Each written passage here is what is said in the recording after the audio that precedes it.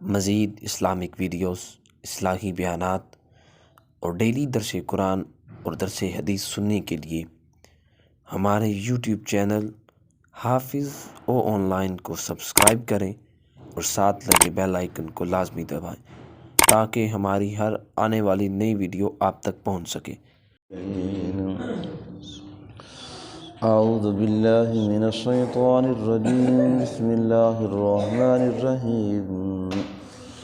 وَإِذْ قَالَ مُوسَىٰ لِقَوْمِهِ يَا قَوْمِ لِمَ تُؤْذُونَنِي وَقَدْ تَعْلَمُونَ أَنِّي رَسُولُ اللَّهِ إِلَيْكُمْ فَلَمَّا زَاغُوا أَزَاغَ اللَّهُ قُلُوبَهُمْ وَاللَّهُ لَا يَهْدِي الْقَوْمَ الْفَاسِقِينَ۔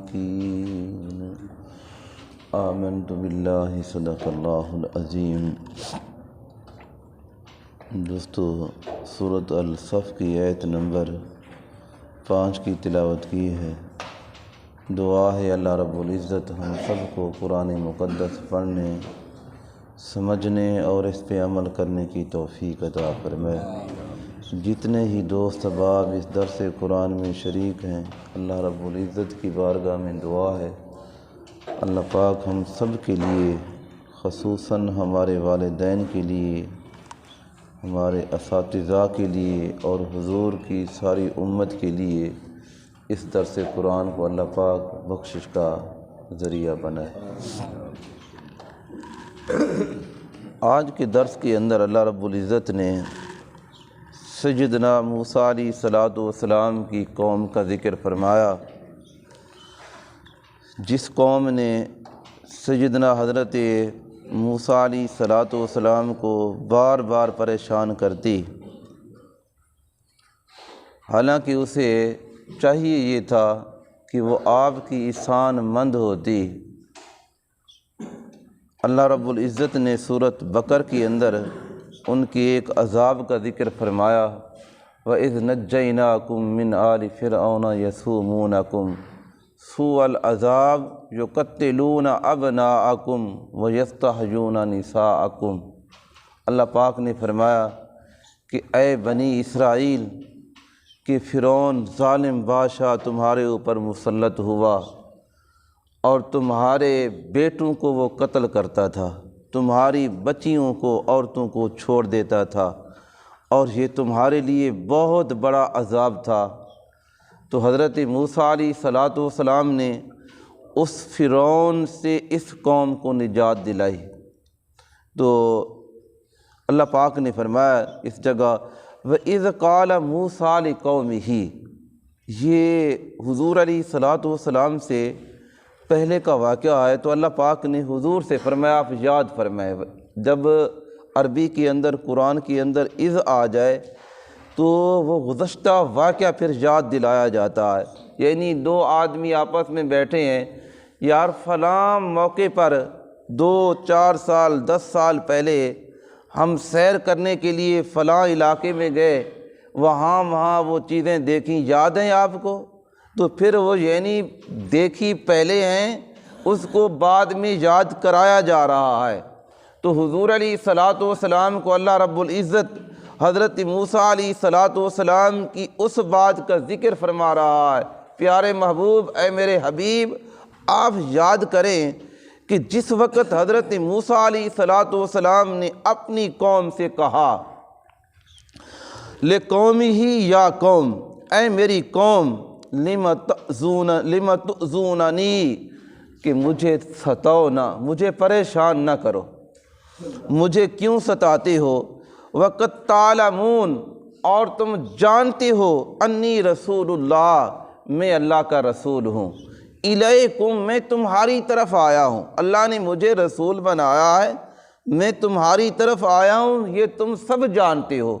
فَلَمَّا زَاغُوا أَزَاغَ اللَّهُ، اور انہوں نے اپنے چہروں کو پھیر لیا، دلوں کو پھیر لیا، تو اللہ پاک نے کیا فرمایا؟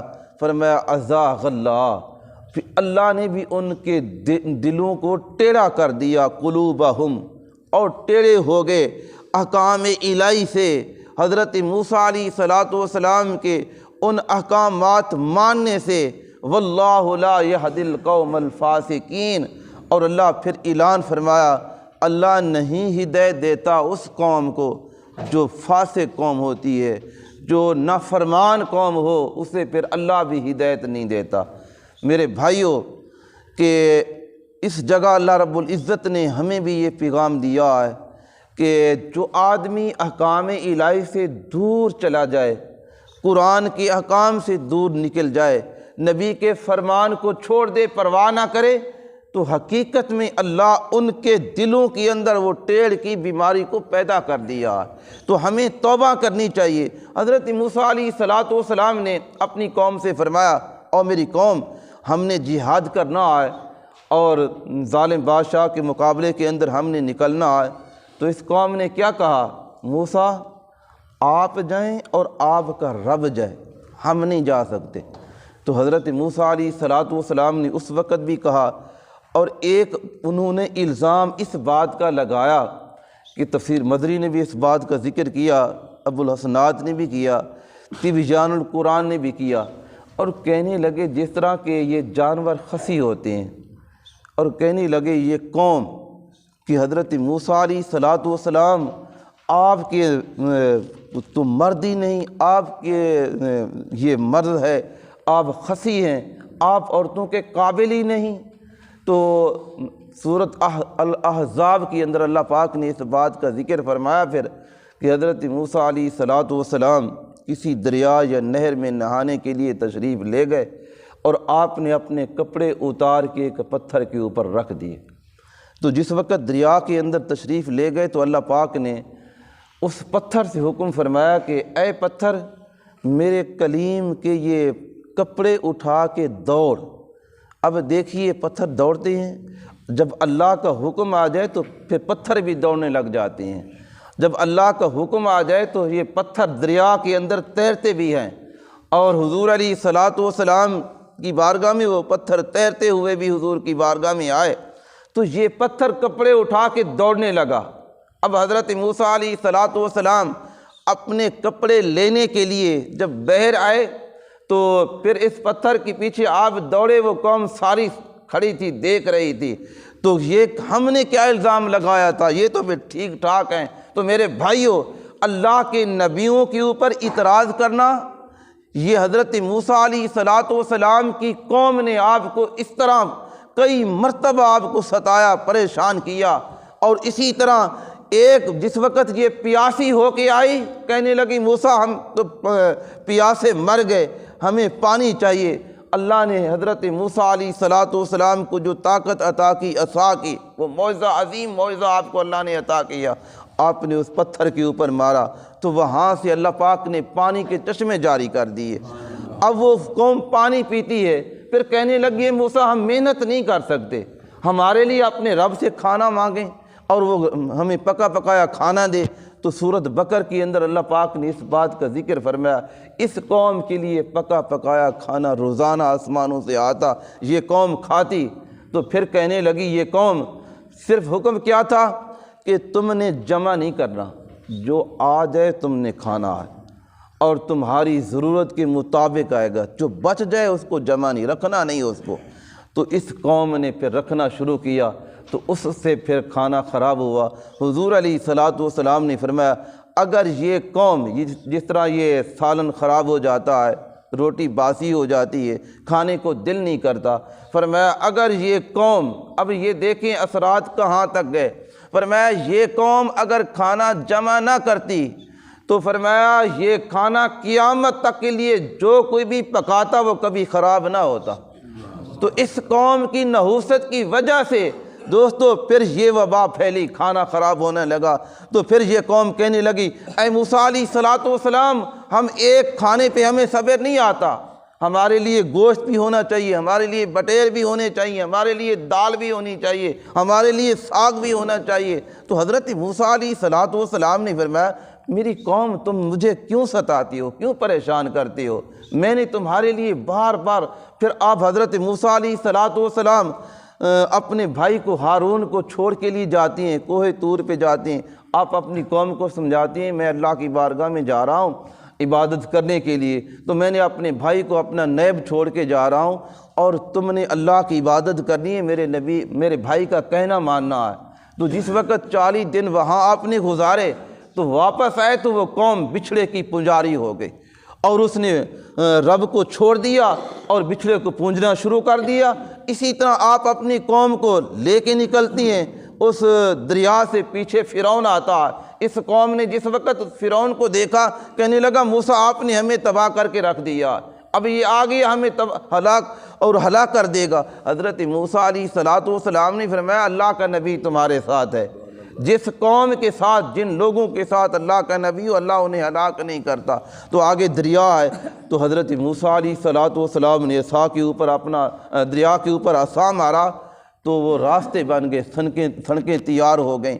یہ قوم کہنے لگی ہم ایک راستے سے نہیں جائیں گے، ہم 12 قبیلے ہیں، ہمارے لیے 12 راستے ہونے چاہیے۔ تو 12 راستے اللہ نے ان کو عطا کیے، اور اس کے بعد وَأَغْرَقْنَا آلَ فِرْعَوْنَ، وہی فرعون آیا، اس کا لشکر آیا، ان کے سامنے تباہ ہو گیا۔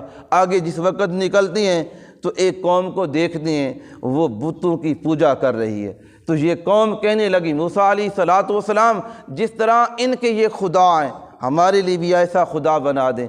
تو حضرت موسیٰ علیہ السلام نے فرمایا ابھی تک تمہیں عقل نہیں آئی؟ تو فرمایا وَإِذْ قَالَ مُوسَىٰ لِقَوْمِهِ یا قوم، فرمایا جب کہا حضرت موسیٰ علیہ السلام نے اپنی قوم سے اے میری قوم لِمَ تُؤْذُونَنِی، مجھے کیوں ستاتی ہو، کیوں پریشان کرتی ہو؟ اس سے پتہ یہ چلتا ہے جب کسی نبی کی قوم اللہ کے احکام کو چھوڑتی ہے تو اللہ کی نبی کو تکلیف ضرور ہوتی ہے۔ آج ہم یہاں بیٹھے ہیں، دنیا کے اندر جہاں کہیں بھی مسلمان ہیں، میرے دوستوں، میرے بھائیوں، بزرگوں، ہم اس نبی کا کلمہ پڑھتے ہیں۔ جب ہم کوئی ایسا غلط کام کرتے ہیں تو پھر ہمارے نبی کو وہاں مزار کے اندر بھی تکلیف ضرور پہنچتی ہے۔ جس طرح وہ نور و زنگی کا واقعہ آپ کے سامنے ہے، حضور علیہ السلام نے 3 راتوں کے اندر آپ کو خواب کے اندر بتایا کہ نور الدین میرے جو مزار ہے اور مجھے یہ لوگ تکلیف پہنچا رہے ہیں۔ وہ جو سرنگ ہوتے ہوئے جا رہے تھے وہ عیسائی تھے اور وہاں چھپ کے بیٹھے تھے، لوگ کہتے یہ بڑے عبادت گزار ہیں، فرمایا میرے قریب آ رہے ہیں۔ تو نور الدین زنگی وہاں سے آتے ہیں، آ کے اس قوم کو بلاتی ہیں، انعاموں کا اعلان کرتے ہیں، لیکن وہ 2 آدمی نہ آئے۔ تو آپ نے فرمایا وہ کہاں ہیں؟ سب کو بلاؤ۔